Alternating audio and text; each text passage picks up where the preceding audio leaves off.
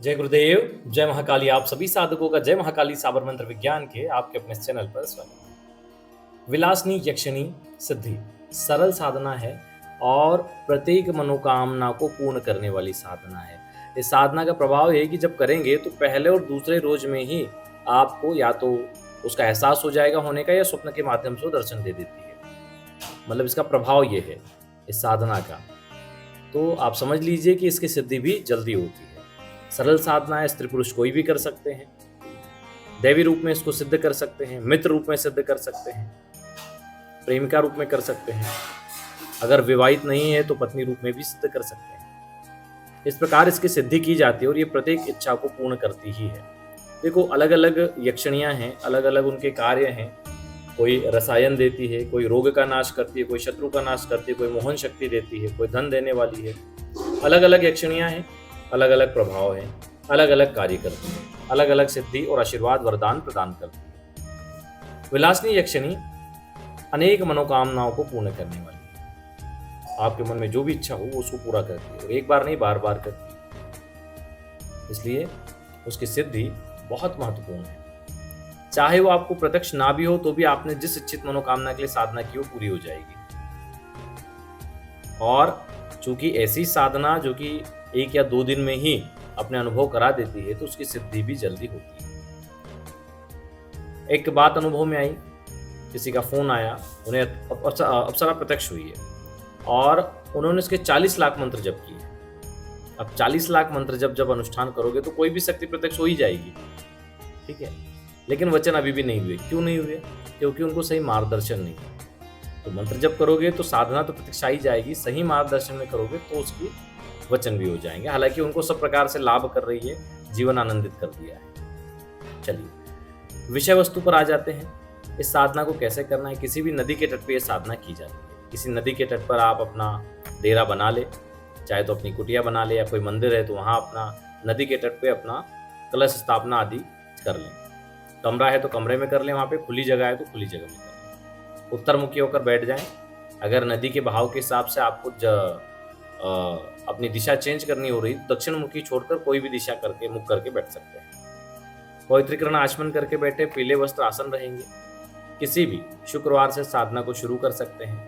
रात्रिकालीन साधना है, लगभग 10 बजे की। अपने सामने बाजोट लगा लें लकड़ी का। अगर पहले से बेदी बनी हुई है तो उस पर ही कपड़ा बिछा ले, अलग से बाजोट लगाने की जरूरत नहीं है, लेकिन थोड़ी हाइट होना चाहिए। उसके ऊपर कलश स्थापना करें, सिक्का और सुपारी कलश में डालें।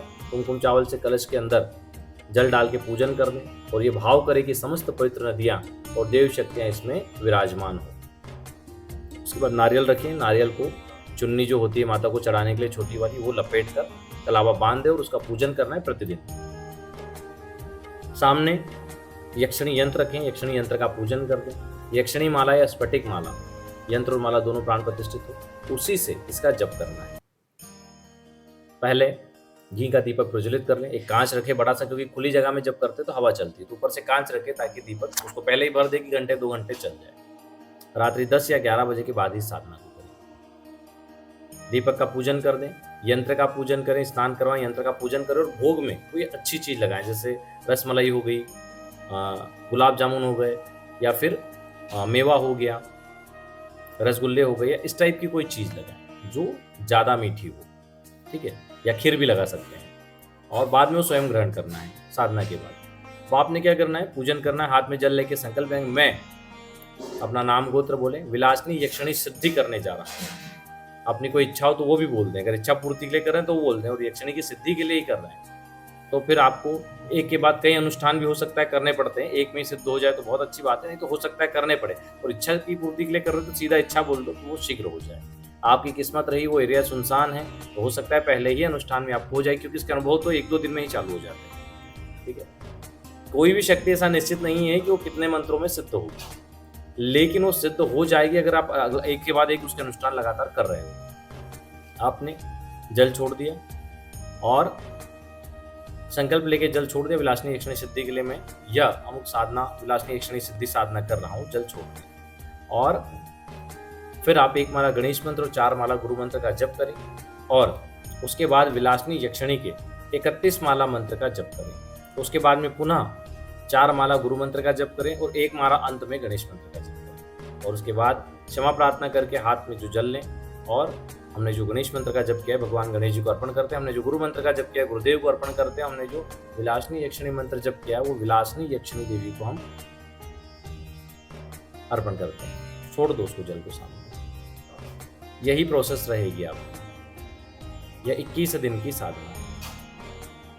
इन 21 दिनों में इसका एक अनुष्ठान आपको कंप्लीट करना है। तो इस प्रकार इस साधना को आप पूर्ण कर सकते हैं।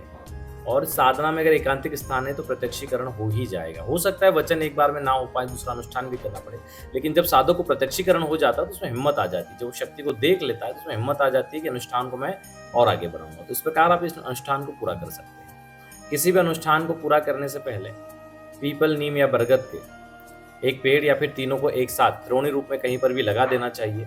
मंदिर आदि जगह पर, ऐसी जगह पे लगाओ जहाँ डेली खुद भी जल चढ़ा पाओ। रविवार को छोड़ के प्रतिदिन जल चढ़ा जा सको, ऐसी जगह उसको लगा दो। वो जैसे जैसे बड़ा होगा आपकी आध्यात्मिक और आर्थिक उन्नति होती जाएगी। वृक्षारोपण पर विशेष ध्यान दें। पर्यावरण लगातार बिगड़ रहा है। आप पर्यावरण पर ध्यान दोगे, प्रकृति पे ध्यान दोगे तो प्रकृति आप पे ध्यान देगी, क्योंकि प्रकृति ही परमात्मा है, वो आप पे ध्यान देगी। प्रकृति के कण कण में परमात्मा का वास है। आप प्रकृति की सेवा करोगे तो परमात्मा की सेवा होगी, परमात्मा की कृपा तभी मिल पाएगी। चलिए आज के लिए इतना ही। जीवन की विभिन्न समस्याओं के निवारण के लिए, साधनात्मक क्षेत्र में सफलता के लिए आपको अपनी जन्म कुंडली में ग्रहों की स्थिति को देखना बहुत जरूरी है। उसके अनुकूल ही साधना करें कि हमारी स्थितियां ग्रहों की क्या है और कौन सी साधना फलित होगी। इसको जानने के लिए जन्म कुंडली का विश्लेषण बहुत आवश्यक है। जन्म कुंडली विश्लेषण के लिए आप नीचे दिए गए नंबर पर संपर्क कर सकते हैं। जय गुरुदेव, जय महाकाली।